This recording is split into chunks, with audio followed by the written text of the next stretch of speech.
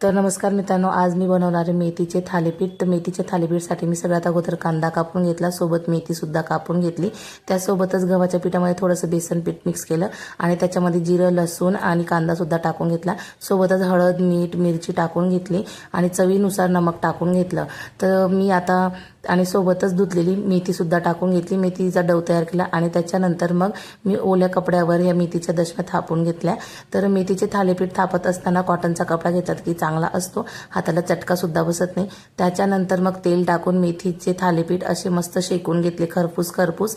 दिसायलाही खूप छान होते आणि खायला खूप छान लागतात। व्हिडिओ बनवत असताना मनूचे पप्पा मध्येच आले आणि ते माझ्याकडे बघून हसत होते। मी सुद्धा त्यांना स्माइल पास केली आणि त्याच्यानंतर मग मनूला सुद्धा त्यांना सांगितलं उठवायला, कारण मनूचा सुद्धा टिफिन पॅक केला आणि त्यानंतर त्यांचा सुद्धा टिफिन पॅक केला, कारण त्यांच्या टिफिनसाठीच खरं म्हणजे थालीपीठ बनवलेले होते आज। सोबतच मी चहा सुद्धा ठेवला। मी चहा बनवला तोपर्यंत मनूच्या पप्पांनी आंघोळ आवरून घेतली आणि मग मी मनूची टिफिन बॅग तयार केली, मनूच्या पप्पांची टिफिन बॅग तयार केली आणि त्याच्यानंतर मग आम्ही घेतला चहा दोघांनी। मी चहा गाळून घेतला।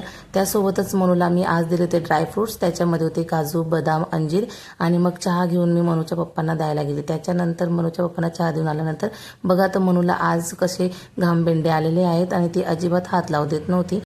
तर भेटूया उद्याच्या ब्लॉगमध्ये। Bye bye.